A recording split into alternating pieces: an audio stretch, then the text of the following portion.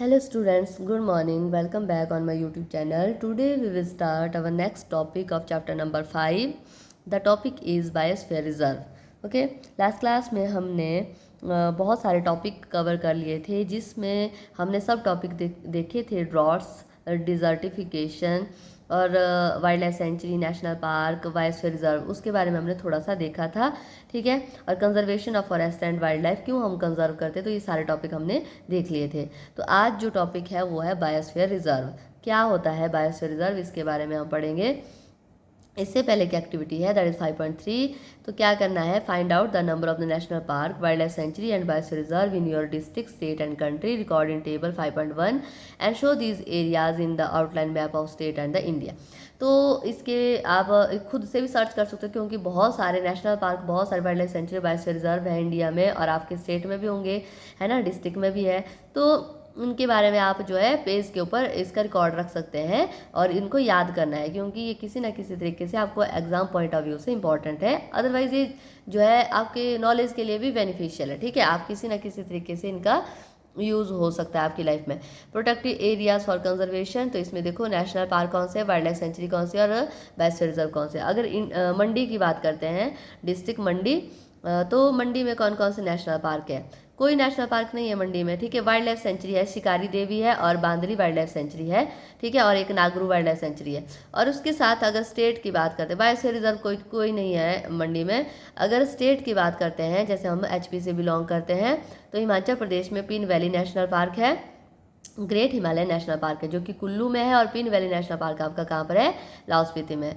फिर आपकी wild life sanctuary की बात करते हैं तो मनाली वाइल्ड लाइफ सेंचुरी है, Naina Devi wild life sanctuary है, नागरू वाइल्ड लाइफ सेंचुरी है। ठीक है, और बायोस्फीयर रिजर्व की बात करते हैं तो ये कोल्ड डेजर्ट बायोस्फीयर है जो कि आपके लाहौल में है, और ये आपका मेन जो है बायोस्फीयर रिजर्व है। अगर कंट्री में बात करते हैं तो कंट्री में 107 आपके नेशनल पार्क है। ठीक है, तो मैंने इसमें सिर्फ 2-3 लिखे हुए हैं, जैसे कि जिम कॉर्बेट है, काजीरंगा है, इंद्र किला है नेशनल पार्क, और आपके सिंबलवारा नेशनल पार्क है जो कि सिरमौर में है, और खीर गंगा नेशनल पार्क है। ठीक है, तो ये जो है आपके कहाँ पर है, स्टेट में। मतलब बेसिकली हमारे जो एचपी है वहाँ पर 5 नेशनल पार्क है, और जिम कॉर्बेट है, काजीरंगा, ये आपके इंडिया में और स्टेट में है।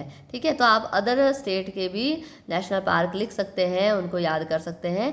वाइल्ड लाइफ सेंचुरी की बात करें तो इंडिया में भरतपुरा है, चिल्का लेक है, और टोटल जो है 563 जो है वाइल्ड लाइफ सेंचुरी है। अगर हिमाचल की बात करते हैं तो यहाँ पर 26 वाइल्ड लाइफ सेंचुरी है।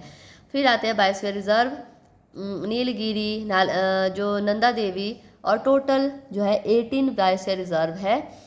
सुंदर वन है और सिमलीपाल बायोस्फीयर रिजर्व है। ठीक है, और भी आप सर्च कर सकते हैं इंटरनेट से। ठीक है, नेक्स्ट है बायोस्फीयर रिजर्व क्या होता है, ये हमने पढ़ लिया था कि एक ऐसा एरिया होता है, बहुत वाइड एरिया होता है जहाँ पर प्लांट को, वाइल्ड एनिमल को और एनिमल को उनके रिसोर्सेज के साथ ट्रेडिशनल लाइफ को भी सेव किया जाता है। मतलब ट्राइबल पीपल वहाँ पर रहते हैं। Children along with the Professor Ahmed and the Madhav ji enter the Biosphere Reserve area. Madhav ji explained that Biosphere Reserve is that area meant for conservation of biodiversity. As you were be aware of the biodiversity in the variety of plants, animal and microorganisms generally found in an area, the Biosphere Reserve help to maintain the biodiversity and culture of that area. A biosphere reserve may also be contain other protected area in it. The Panchmari Biosphere Reserve consists of one national park named the Satpura and the 2 wildlife sanctuary named the Bori and Panchmari. तो देखो, जो बच्चे गए थे professor Ahmad के साथ और माधव जी के साथ, जैसे ही बायोस्फीयर रिजर्व में एंटर किए तो माधव जी ने उनको बताया कि बायोस्फीयर रिजर्व क्या होता है। ये एक ऐसा एरिया होता है जहाँ पर बायोडाइवर्सिटी को कंजर्व रखा जाता है। Biodiversity means, bio means living, diversity means विभिन्नता, मीन्स डिफरेंट टाइप के ऑर्गेनिज्म, प्लांट, उन सब को यहाँ पर सुरक्षित रखा जाता है। ठीक है, तो बायोडाइवर्सिटी जो प्लांट है, एनिमल है, वो सारी जो है हमारे एरिया के लिए बहुत ही बेनिफिशियल है। ठीक है, और इसके साथ साथ पंचमढ़ी बायोस्फीयर रिजर्व जो कि consist of A national park named Satpura, तो वहाँ पर जो है सतपुरा नेशनल पार्क है, एंड 2 वाइल्ड लाइफ सेंचुरी है जिनको बोरी और पंचमरी बोला जाता है। तो ये सारा इसके अंडर आता है। मतलब बायोस्फीयर रिजर्व एक बहुत बड़ा एरिया होता है ना, उसके अंदर जो है नेशनल पार्क और वाइल्ड लाइफ सेंचुरी आती है। ठीक है,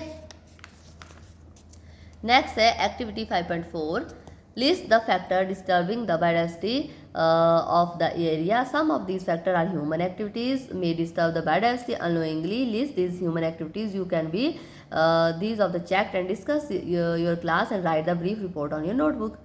तो आपको पता है कि फैक्टर बेसिकली ह्यूमन बीइंग का ही फैक्टर होता है, क्योंकि ह्यूमन का जो ग्रीड होता है, लालच होता है, इस तरीके का होता है कि वो हर तरीके से खुद के लिए बेनिफिट चाहता है। ठीक है, बेनिफिट चाहता है, उसकी वजह से बहुत सारी एक्टिविटीज़ ऐसी होती है जो कि किसी ना किसी तरीके से प्लांट और एनिमल को खतरा पहुंचाती है। ठीक है, तो आप इसमें डिफरेंट एक्टिविटीज़ लिख सकते हैं ह्यूमन बीइंग की क्या क्या है जिसकी वजह से ये डिस्टर्बेंस बायोडाइवर्सिटी में क्रिएट हो रही है। ठीक है, फ्लोरा एंड फौना क्या है? फ्लोरा अभी बताया था, किसी एरिया के जो प्लांट्स है जो उस एरिया में प्रेजेंट है, that is called the flora of that area. Fauna means किसी एरिया के जो एनिमल्स है जो उस एरिया में रहते हैं, that is called the fauna of the that area. As the children walk around the biosphere reserve, they appreciate the green wealth of the forest. तो जैसे जैसे बच्चे घूमते गए बायोस्फीयर रिजर्व में तो उनको बताया गया कि किस तरीके से जो आपकी हरियाली है वो आपके लिए एक संपदा है। मतलब जैसे पैसे को हम सेव रखते हैं ना, वैसे ही आपको अपने सराउंडिंग में हरियाली को भी सेव रखना चाहिए। They are very happy to see the tall teak trees and animals inside the forest. Suddenly Paheli find a rabbit and want to catch it. She started running after it. Professor had stopped her and he explained that animals are comfortable and happy in their own habitat. We should not be disturb them.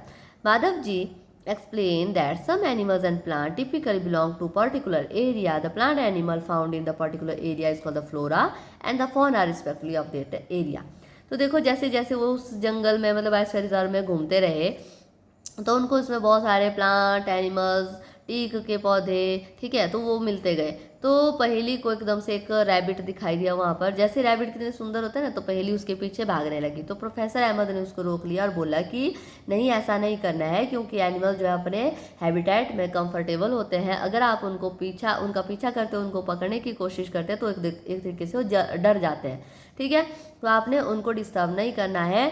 और बहुत सारे जो animal है plant है उनके बारे में उनको प्रोफेसर अहमद ने बताया। ठीक है, तो यहाँ पे देखो इतने सारे एनिमल्स के बारे में पिक्चर यहाँ पे दी गई है। तो ये सारे हैं वाइल्ड डॉग, चीता, ठीक है, वॉल्फ जो भेड़िया बोलते हैं, लेपर्ड है, फॉर्न है, ट्रीज है ना, और जामुन ट्री, ये सारे उस एरिया में उनको दिखे थे। ठीक है, साल ट्री, टीक, मैंगो, जामुन, सिल्वर फर्न, अर्जुन एक्सेट्रा, ये अर्जुन एक पेड़ होता है। ठीक है, ये सारे के सारे फ्लोरा है वहाँ के। और chinkara, blue bull, barking deer, chital, leopard, wild dog, wolf etcetera, ये सारे फौना है पंचमढ़ी बायोस्फीयर रिजर्व के। ठीक है, तो ये याद रखना है कि बायोस्फीयर रिजर्व एक वाइल्ड एरिया होता है जहाँ पर नेशनल पार्क भी साथ में होगा और आपके जो सेंचुरीज है वो भी उसमें होती है।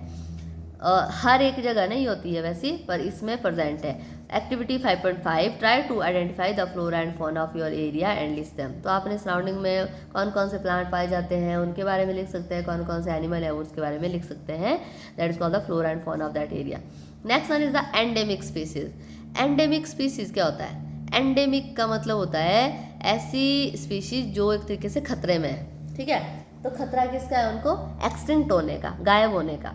ठीक है, soon the group quietly enter the deep forest. Children are surprised to see a very big squirrel.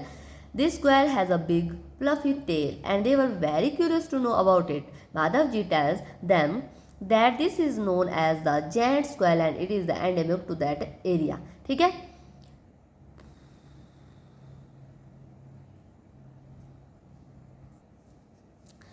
Sorry मैंने यहाँ पे आपको एंडेमिक की जगह एक्सटिंक्ट का बता दिया। एंडेमिक का मतलब होता है ऐसे एनिमल जो स्पेसिफिकली किसी स्पेसिफिक एरिया में होते हैं। ठीक है, that is called the endemic.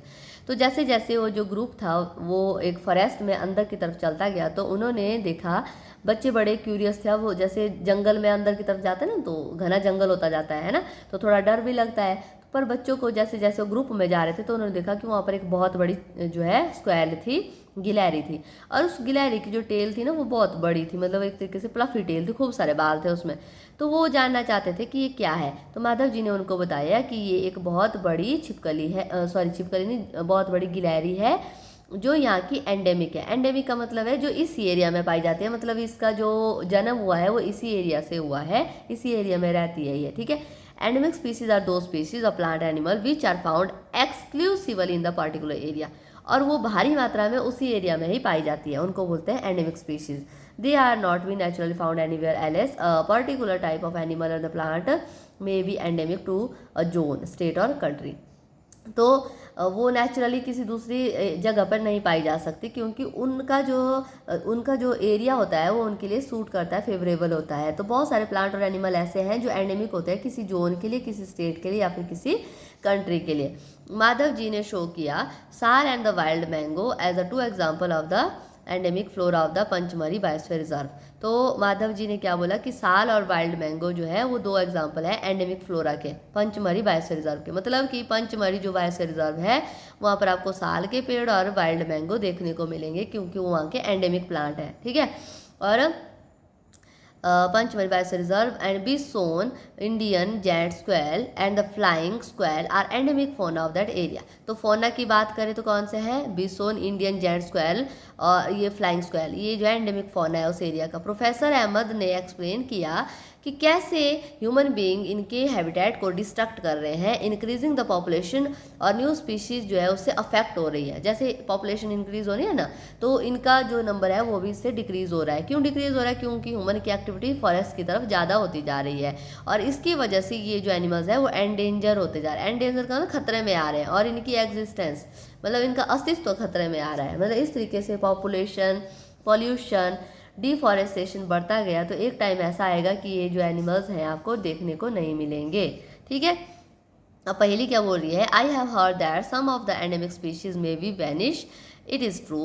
तो वैनिश मीन्स साफ हो रही है एक तरीके से। तो पहली बोल रही है कि मैंने सुना है कि कुछ जो एंडेमिक स्पीशीज है वो ख़त्म हो रही है, डिस्ट्रॉय हो रही है। तो क्या ये सच है?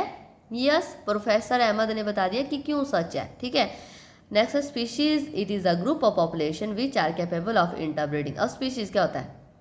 स्पीशीज का मतलब होता है एक पॉपुलेशन का ग्रुप जो एक दूसरे के साथ इंटरब्रीड करता है। इंटरब्रीड का मतलब है एक दूसरे के साथ वो रिप्रोडक्टिव साइकिल में जाते हैं और उनके बच्चे होते हैं। जैसे आपने चिड़ियों का ग्रुप देखा होगा, पैरट का ग्रुप देखा होगा, तो वो ग्रुप में रहते हैं, तो वो ग्रुप में रहते हैं और उनके बच्चे भी होते हैं। दैट मीन्स वो एक स्पीशीज है, ठीक है। This means that the member of the species can be reproduce fertile offspring only with the member of their own species and not with the member of the other species।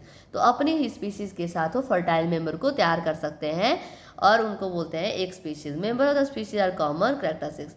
तो जितने एक species के member होते हैं उनके characteristics common होते हैं, ठीक है। Next activity 5.6, find out the endemic plant animal of your region where you live. तो जहाँ पर भी आप रहते हैं तो आप अपने एरिया के एंडेमिक प्लांट और एनिमल्स के बारे में बता सकते हैं। Next one is the wildlife sanctuary. तो वाइल्ड लाइफ सेंचुरी क्या होती है? Soon Paheli seen a board with the Pachmarhi wildlife sanctuary written on it. तो पहेली ने एकदम से एक बोर्ड देख लिया, उसके ऊपर लिखा था पंचमढ़ी वाइल्ड लाइफ सेंचुरी। तो professor Ahmad explain that the killing, that means the poaching or capturing animals is generally strictly prohibited and the punishable in by law in all such places। तो ऐसा एरिया जहाँ पर भी वाइल्ड लाइफ सेंचुरी लिखा होगा तो उस एरिया में जानवरों को मारना, काटना, पकड़ना, ये सारी चीज़ें बंद होती है, ठीक है। Wild life sanctuaries like the reserve forest provide the protection and suitable living condition for the wild life animal. तो वाइल्ड लाइफ सेंचुरी एक ऐसा एरिया होता है वहाँ पर ऑटोमेटिकली नेचर के द्वारा ही ऐसे जो है सारे सिस्टम उस एनिमल को या प्लांट को प्रोवाइड किए जाते हैं जो उसको जिंदा रहने के लिए, उसको अपनी लाइफ कंटिन्यू करने के लिए वहाँ पर प्रेजेंट होते हैं। He also we tell them that people living in the wildlife sanctuary are allowed to do certain activities such as grazing by their livestock, collecting the medicinal plant and firewood etcetera. तो जो wild life sanctuary में जो लोग रहते हैं ना, तो उनको वहाँ पर अलाउ होता है कि आप अपने जानवरों के लिए वहाँ पे चारा भी निकाल सकते हैं, मेडिसिनल प्लांट भी कलेक्ट कर सकते हैं और लकड़ी जो है जलाने के लिए भी कलेक्ट कर सकते हैं, ठीक है। Some of the threatened wild life like the black buck, white eyed buck, elephant, golden cat, pink headed duck, घड़ियाल, marsh, crocodile, python, rhinoceros etcetera, ये सारे के सारे जो है threatened wild life animals. Threaten का मतलब है जो खतरे में आ गया एक तरीके से। These are protected and preserve in our wildlife sanctuary. तो इनको हम प्रोटेक्ट कर रहे हैं वाइल्ड लाइफ सेंचुरी में। Indian sanctuary have unique landscape, broad level forest, mountain forest and bush land in delta of big reserve. तो जो India में जितनी वाइल्ड लाइफ सेंचुरी होगी ना, तो अलग अलग कई जगह जो बहुत बड़े बड़े फॉरेस्ट होंगे, कई वाइल्ड लाइफ सेंचुरी जहाँ पे पहाड़ों पे होंगे, कई जो है ऐसे झाड़ियों वाले एरिया, कई जो है रिवर के नज़दीक होंगे। तो जो एनिमल्स जहाँ पर रहता है उसको उस तरीके का वाइल्ड लाइफ सेंचुरी बनाई जाती है ताकि वो वहाँ पर सर्वाइव कर सके। It is a pity that even protected forests are not safe because the people living in the neighborhood encroach upon them and destroy them. तो ये आजकल एक दयनीय कंडीशन हो गई है, क्योंकि लोग जो अपने लालच में क्या कर रहे हैं, इन एनिमल्स को जो है किसी ना किसी तरीके से धोखे से मार रहे हैं और इनको अपने यूज़ के लिए ले जा रहे हैं और डिस्ट्रॉय कर रहे हैं इनके हैबिटेट को। Children are remind of that visit to the zoo. अब बच्चे जो है ना जैसे वहाँ पे घूम रहे थे तो उनको याद आ गया कि हम कहीं जू में गए थे घूमने। They are recall the zoo are also place where the animals receive the protection. तो उनको याद आया कि जू भी एक ऐसा प्लेस होता है जहाँ पर एनिमल्स को प्रोटेक्ट रखा जाता है। अब बूझो बोलता है what is the difference between the zoo and wild life sanctuary. तो क्या फ़र्क होता है एक जू और वाइल्ड लाइफ सेंचुरी में, ठीक है। 5.7 activity: visit a nearby zoo, observe the condition provided by animals. They are also suitable for animals. The animals live in the artificial setting instead of their natural habitat. In your opinion, will the animal be comfortable in zoo and their natural habitat? तो जू जो एक ऐसा area होता है जहाँ पर human being खुद क्रिएट करते हैं उस स्पेसिफिक एरिया को, कि जैसे मान लो टाइगर है तो टाइगर कौन से एरिया में रहता है तो उस तरीके का एरिया बना के किया जाता है, ठीक है। और जो वाइल्ड लाइफ सेंचुरी तो नेचुरली होता है, उसको बनाते नहीं है, वो नेचर के द्वारा बनाया होता है, उसको सिर्फ प्रोटेक्ट करना होता है। तो जू में हर चीज़ जो है ह्यूमन एक्टिविटीज़ के थ्रू बनाई जाती है। तो क्या आप बता सकते हैं कि जू ज़्यादा कंफर्टेबल होगा या नेचुरल हैबिटेट ज़्यादा कंफर्टेबल होगा? ऑब्वियस है जो जानवर है वो आपके नेचुरल हैबिटेट में ही कंफर्टेबल रहते हैं। क्यों कंफर्टेबल रहते हैं? क्योंकि नेचुरल हैबिटेट जो है उनको पहले से ही वैसे रहने की आदत होती है, और नेचर के द्वारा जो बनाया गया हैबिटेट होता है वो उनको कैसा होता है, फेवरेबल होता है हर तरीके से। तो ह्यूमन बीइंग जब उसके लिए बनाता है तो किसी ना किसी तरीके से वो जो है उसमें कोई कमी रह जाती है, तो वो उनके लिए बेनिफिशियल नहीं है, ठीक है। आई होप आपको समझ आ गया होगा। नेक्स्ट जो टॉपिक है दैट इज़ नेशनल पार्क, उसको हम नेक्स्ट क्लास में करेंगे। अगर आपको मेरी वीडियोज़ अच्छी लगती है, समझ आ रही है, तो please like share and subscribe my channel. Thanks for watching.